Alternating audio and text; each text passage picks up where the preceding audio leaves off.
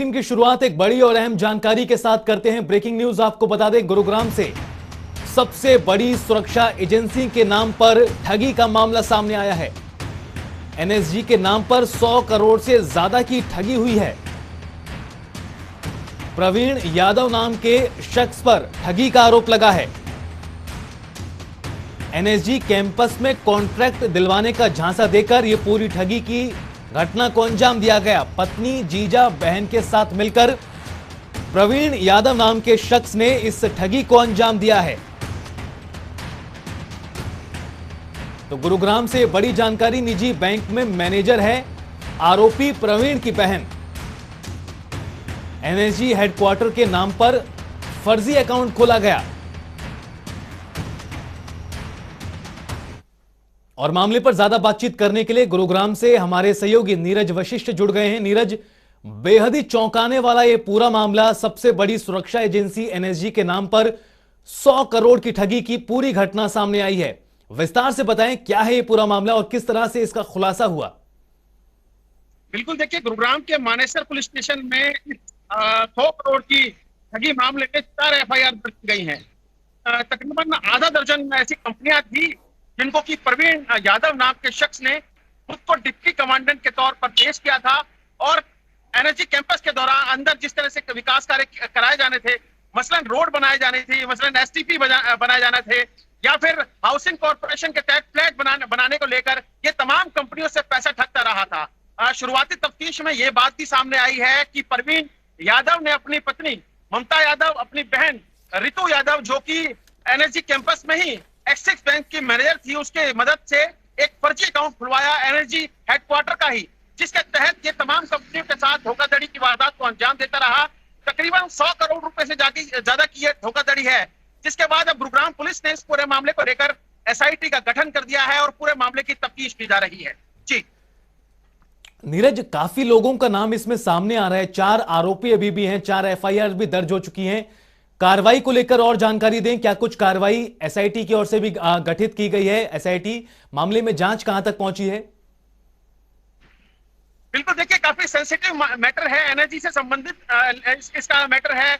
Energy campus के दौरान अंदर ही बताया जा रहा है कि जो आरोपी है प्रवीण यादव, उसने कई मीटिंग्स इन तमाम कंपनियों के जो नुमाइंदे थे या फिर संचालक थे उनके साथ एनर्जी कैंपस के अंदर ही मीटिंग की, विश्वास में लिया इन तमाम कंपनियों को, जिसके बाद किसी से 60 करोड़, किसी से 34 करोड़, किसी से 16 करोड़, इस तरह की राशि इसने कई कंपनियों के साथ जो है फर्जीवाड़ा कर अपने अकाउंट में ट्रांसफर कराए, जो कि एनएसजी हेडक्वार्टर के नाम से बनाया गया अकाउंट था, फर्जी अकाउंट था।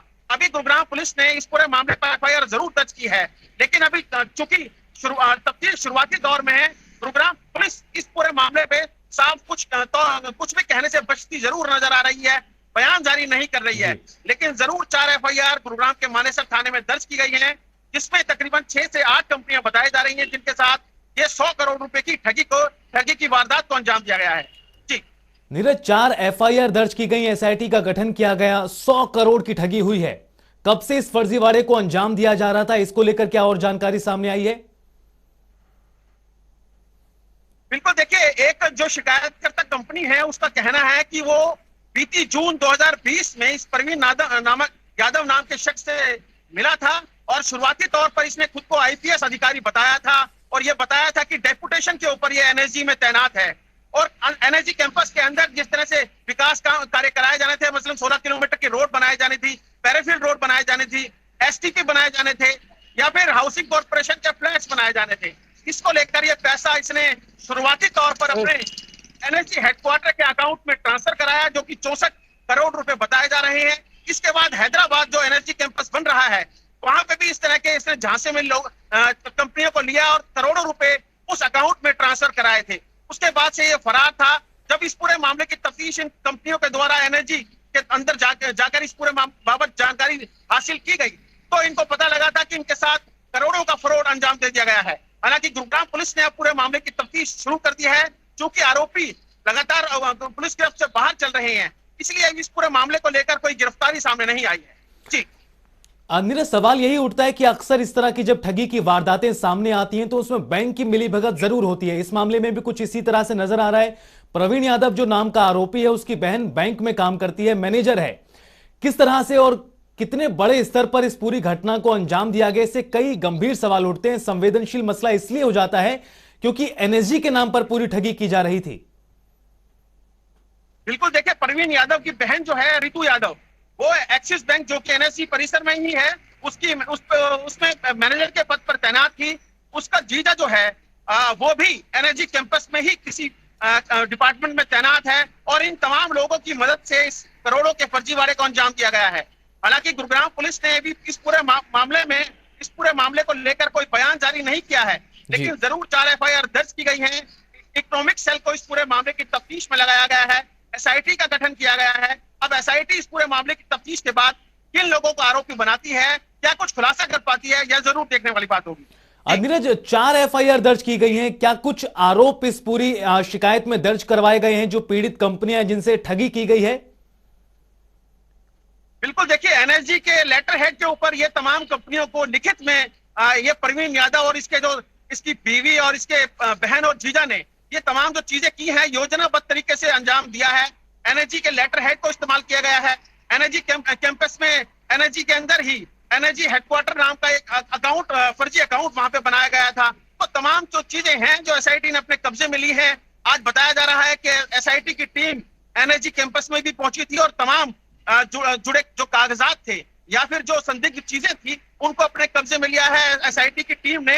हालांकि गुरुग्राम पुलिस इस पूरे मामले पर कुछ भी बयान देने से बचती जरूर नजर आ रही है, क्योंकि एनएसजी से जुड़ा मामला है, इसलिए कदम फूंक फूंक कर जरूर रखे जा रहे हैं। लेकिन देश की सबसे बड़ी सुरक्षा एजेंसी के अंदर जिस तरह से इस करोड़ों के फर्जीवाड़े को अंजाम दिया है, अपने आप में कई बड़े सवाल जरूर खड़े हो रहे हैं। बिल्कुल, सवाल बहुत गंभीर उठते हैं। एनएसजी के नाम पर इतनी बड़ी ठगी की वारदात को अंजाम दिया गया, 100 करोड़ की ठगी, जो भी जानकारी सामने आई है।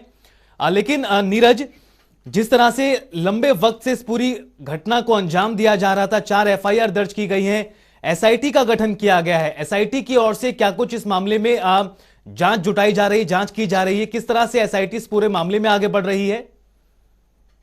देखिए, मामला पैसे के लेन देन से जुड़ा है, लिहाजा गुरुग्राम पुलिस ने एफआईआर दर्ज इस पूरे मामले की तफ्तीश जो है वो इकोनॉमिक सेल को सौंपी है। अब इकोनॉमिक सेल में 2 या 3 पुलिस इंस्पेक्टर इस पूरे मामले की तफ्तीश में जुटे हैं। इसके साथ साथ जो एसआईटी एसीपी प्रितपाल सिंह, जो कि एसीपी क्राइम है गुरुग्राम के, उनके ऑब्जर्वेशन में बनाए गए हैं, उनकी देखरेख में एसआईटी की टीम काम कर रही है। अभी शुरुआती दौर में तफ्तीश है, क्योंकि 1 हफ्ते पहले ही पहली एफआईआर दर्ज की गई थी, 2 एफआईआर कल देर शाम दर्ज की गई हैं। अब एफआईआर दर्ज होने का सिलसिला मानेसर पुलिस स्टेशन में जरूर जारी है, लेकिन अभी शुरुआती तफ्तीश की जा रही है। जो विक्टिम है, जो पीड़ित है, उनसे लगातार पुलिस पूछताछ कर रही है, एसआईटी की टीम पूछताछ कर रही है कि आखिर किस तरह से और किस योजनाबद्ध तरीके से इस पूरी वारदात को अंजाम दिया गया था, किस तरह से पैसे ट्रांसफर कराया गया, किन कागजातों के बिहाफ पर ये लोग इतना करोड़ों रुपए इनको ट्रांसफर करते चले गए और किसी चीज का शक तक इन लोगों को नहीं हुआ। ये तमाम चीजें हैं जिन्हें गुरुग्राम पुलिस ने अपने कब्जे में लिया है और पूरे मामले की तफ्तीश से जुटी है। बिल्कुल, मामला बेहद संवेदनशील है और कई गंभीर सवाल भी उठते हैं। अब सवाल यही है कि कब तक आखिर इस पूरे मामले में आरोपियों की धरपकड़ होती है, गिरफ्तारियां होती हैं। बहुत बहुत शुक्रिया नीरज वशिष्ठ इस तमाम जानकारी के लिए, महत्वपूर्ण खबर के लिए। और आगे बढ़ते